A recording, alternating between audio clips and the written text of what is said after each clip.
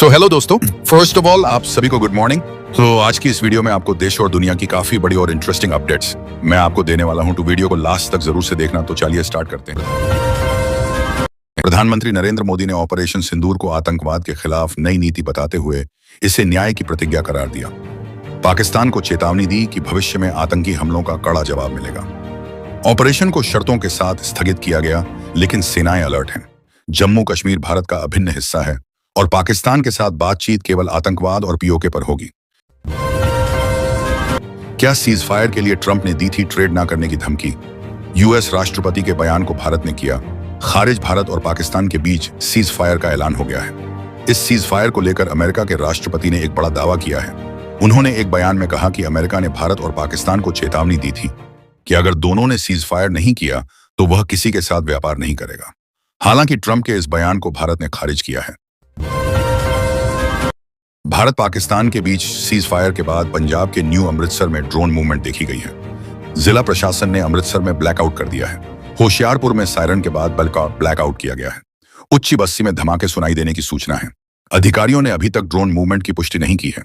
प्रधानमंत्री नरेंद्र मोदी के राष्ट्र को संबोधन के कुछ समय बाद ही पंजाब के अमृतसर, होशियारपुर और जालंधर में रात करीब 9 बजे पाकिस्तानी ड्रोन दिखाई देने और कुछ जगह धमाकों की आवाज सुनाई देने के बाद वहां ब्लैकआउट कर दिया गया है। ड्रोन मूवमेंट और धमाकों की अभी तक किसी ने भी पुष्टि नहीं की है। इसी बीच दिल्ली से अमृतसर आ रही इंडिगो की फ्लाइट को भी लौटा दिया गया है। न्यू अमृतसर में लोगों ने रात करीब 9 बजे ड्रोन देखे। लोगों का कहना है कि ड्रोन दिखाई देने के तुरंत बाद सायरन बजने शुरू हुए और ब्लैकआउट कर दिया गया। वहीं न्यूक्लियर ब्लैकमेल नहीं सहेगा भारत। पीएम मोदी का पाकिस्तान को कड़ा और सीधा संदेश। ऑपरेशन सिंदूर को आतंकवाद के खिलाफ लड़ाई में एक नई लकीर बताते हुए प्रधानमंत्री नरेंद्र मोदी ने साफ कर दिया कि अभी सिर्फ इसे स्थगित किया गया है। राष्ट्र के नाम संबोधन में पाकिस्तान को कड़ी चेतावनी देते हुए उन्होंने कहा कि भविष्य में भी आतंकी हमलों का मुंहतोड़ जवाब दिया जाएगा। प्रधानमंत्री ने स्पष्ट कर दिया कि भारत अब न्यूक्लियर ब्लैकमेल नहीं सहेगा। उन्होंने ऑपरेशन सिंदूर को न्याय की अखंड प्रतिज्ञा बताया। प्रधानमंत्री के अनुसार पाकिस्तान की ओर से आगे कोई आतंकी गतिविधि और सैन्य दुस्साहस नहीं दिखाने की शर्त पर ही ऑपरेशन सिंदूर को स्थगित किया गया है, लेकिन पाकिस्तान के हर कदम को इस कसौटी पर मापा जाएगा। एक तरफ जब अमेरिकी राष्ट्रपति बार बार सीज फायर के लिए श्रेय ले रहे हैं, ऐसे में प्रधानमंत्री का यह स्पष्ट संदेश न सिर्फ पाकिस्तान बल्कि अमेरिका को भी था और देश में सवाल पूछ रहे राजनीतिक दलों को भी। वहीं इंदिरा गांधी अंतर्राष्ट्रीय आईजीआई एयरपोर्ट पर ऑपरेशन सिंदूर के कारण 15 मई तक रद्द की गई उड़ानों को सोमवार को तत्काल प्रभाव से बहाल कर दिया गया। हालांकि यात्रियों के एयरपोर्ट न पहुंचने के कारण अमृतसर, श्रीनगर, लेह समेत 10 शहरों की उड़ानें सोमवार को भी रद्द रहीं। एयरपोर्ट प्रबंधन ने भी उड़ानों के 10 शहरों के आगमन व प्रस्थान के पीछे का कारण एयरपोर्ट पर यात्रियों का न पहुंचना बताया। दरअसल लोगों को इस बात की भनक भी नहीं थी कि सोमवार को अचानक से श्रीनगर आदि जगह के एयरपोर्ट खोल दिए जाएंगे। वह या तो अपनी यात्रा को आगे के लिए रिशेड्यूल कर चुके थे या रिफंड ले चुके थे। जिन यात्रियों ने ऐसा नहीं किया था वह वैकल्पिक मार्ग से अपने गंतव्य तक पहुंच रहे थे। वहीं उल्टी खोपड़ी का पाकिस्तानी आर्मी चीफ बोला, हमने अपने देश से किया वादा पूरा किया। 13 लाख भारतीय सैनिक हमें डरा नहीं सकते।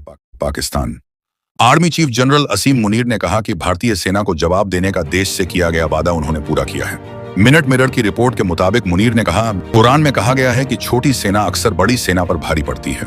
इतिहास में कई ऐसे उदाहरण हैं। हमारी सेना और पाकिस्तान के लोग किसी भी आक्रमण के खिलाफ स्टील की दीवार की तरह एकजुट होकर खड़े हैं। मुनीर ने कहा कि पाकिस्तान अपनी क्षेत्रीय अखंडता और संप्रभुता की रक्षा करने में पूरी तरह सक्षम है। उन्होंने कहा, भारत हमें डरा नहीं सकता, चाहे उसके पास कितने भी हथियार हों या वह कितनी भी बड़ी सेना होने का दावा करे। वहीं खेल जगत में देखें तो आईपीएल की वापसी की तारीख का हुआ ऐलान। भारत और पाकिस्तान के बीच युद्ध थम जाने के बाद बीसीसीआई ने आईपीएल की वापसी की तारीख का ऐलान कर दिया है। बीसीसीआई ने साफ कर दिया है कि पूरे 10 जगहों पर मैच नहीं खेले जाएंगे। बीसीसीआई ने अभी सिर्फ दोबारा शुरू होने की तारीख और फाइनल की तारीख बताई है। पूरा शेड्यूल अभी आना बाकी है। 17 मई से दोबारा शुरू होगा आईपीएल 2025। 6 वेन्यू पर खेले जाएंगे बाकी बचे मैच। बीसीसीआई ने प्ले ऑफ के वेन्यू का नहीं किया ऐलान। स्पोर्ट्स डेस्क, नई दिल्ली।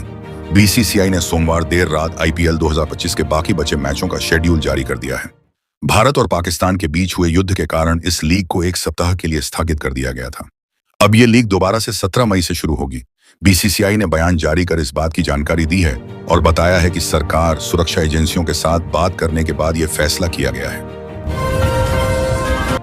बीसीसीआई ने बाकी बचे मैचों के लिए 6 जगहों को चुना है। लीग का फाइनल पहले 25 मई को खेला जाना था, लेकिन अब 3 जून को खेला जाएगा। वहीं स्पोर्ट्स डेस्क, नई दिल्ली। भारतीय टीम के पूर्व स्पिनर और इस समय दिल्ली की टीम के कोच शरणदीप सिंह ने विराट कोहली को लेकर हैरान करने वाला खुलासा किया है। बीसीसीआई के पूर्व चयनकर्ता ने कहा है कि वह कोहली के संन्यास की खबर सुनकर हैरान हैं, क्योंकि कोहली ने उनसे इंग्लैंड में खेलने और वहां शतक जमाने को लेकर प्रतिबद्धता जाहिर की थी। शरणदीप ने कहा है कि उनकी कोहली से रणजी ट्रॉफी मैच के दौरान बात हुई थी और इस बल्लेबाज ने उनसे कहा था कि वह इंग्लैंड दौरे पर बतौर सीनियर बल्लेबाज खेलने को तैयार हैं। बॉर्डर गावस्कर ट्रॉफी के बाद जब बीसीसीआई ने सभी खिलाड़ियों को रणजी ट्रॉफी खेलने की हिदायत दी थी, तो कोहली ने रेलवे के खिलाफ मैच में दिल्ली की टीम का प्रतिनिधित्व किया था। वहीं सीजफायर से पहले पाकिस्तान ने हरियाणा के सिरसा स्थित एयरफोर्स स्टेशन पर मिसाइल से अटैक का दावा किया था। हालांकि सेना ने इसे नकारते हुए बाकायदा फोटो भी जारी की थी। दैनिक भास्कर ने ग्राउंड पर जांच की तो पाकिस्तान का दावा पूरी तरह झूठा निकला। यहां तक कि पाकिस्तान की फतेह मिसाइल के नष्ट होने के बाद जो टुकड़ा सबसे करीब गिरा था, वह भी एयरफोर्स स्टेशन से 4 किलोमीटर दूर था।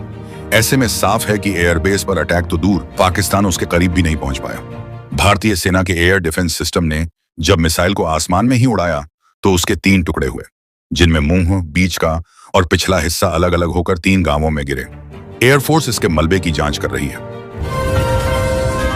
वहीं ऑपरेशन सिंदूर में मारे गए पाकिस्तानी आतंकियों के जनाजे में वहां की सेना के सीनियर अफसर और नेता भी शामिल हुए थे। रविवार को भारतीय सेना की प्रेस कॉन्फ्रेंस में यह जानकारी दी गई। शामिल होने वालों के नाम बताए और तस्वीर भी दिखाई।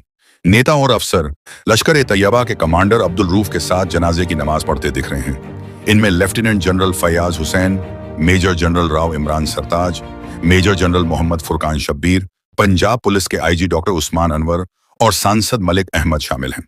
भारतीय सैन्य अफसरों ने यह भी बताया कि पाकिस्तान के 11 आतंकी और सैन्य ठिकानों को बर्बाद किया गया है। सेना ने इन ठिकानों की सैटेलाइट इमेज जारी की, जिसमें अटैक से पहले और बाद की स्थिति दिखाई गई है। वहीं ट्रंप आज कार्यकारी आदेश पर हस्ताक्षर करेंगे। अमेरिकी राष्ट्रपति डोनाल्ड ट्रंप ने घोषणा की है कि वह सोमवार को एक आदेश पर हस्ताक्षर करेंगे, जिसका मकसद अमेरिका में दवाओं की कीमतों को लगभग 30% से 80% तक कम करना है। ट्रंप ने अपने social media platform truth social पर एक पोस्ट में यह घोषणा की। उन्होंने कहा कि अमेरिका दुनिया में कहीं भी दवाओं के लिए सबसे कम कीमत चुकाने वाले देश के बराबर कीमत चुकाएगा। अपने पोस्ट में ट्रंप ने कहा, प्रिस्क्रिप्शन ड्रग और फार्मास्यूटिकल की कीमतें आदेश के बाद तुरंत 30% से 80% तक कम हो जाएंगी। ट्रंप ने प्रिस्क्रिप्शन दवाओं के लिए चिकित्सा भुगतान को कम करने के लिए अप्रैल की शुरुआत में एक और कार्यकारी आदेश पर हस्ताक्षर किए थे, जिसमें कैंसर के लिए उपचार प्राप्त करने के लिए भुगतान भी शामिल है, चाहे मरीज जिस भी स्थान पर उपचार करवा रहा हो। तो बस दोस्तों, आज की इस वीडियो में इतना ही। और मैं आपको बता दूं कि ये हमारे चैनल का दूसरा वीडियो है, तो अगर आपको इस पूरे वीडियो में जो भी कमी या गलती दिखी हो तो हमें कमेंट्स में जरूर से बताना, जिससे कि हम खुद को और इम्प्रूव कर सके और आप तक एक सच्ची और अच्छी खबर पहुंचा सके और गोदी मीडिया की फेक खबरों और फेक प्रोपेगेंडा से आपको बचा सके। So please do support, do subscribe and do comments. Thank you.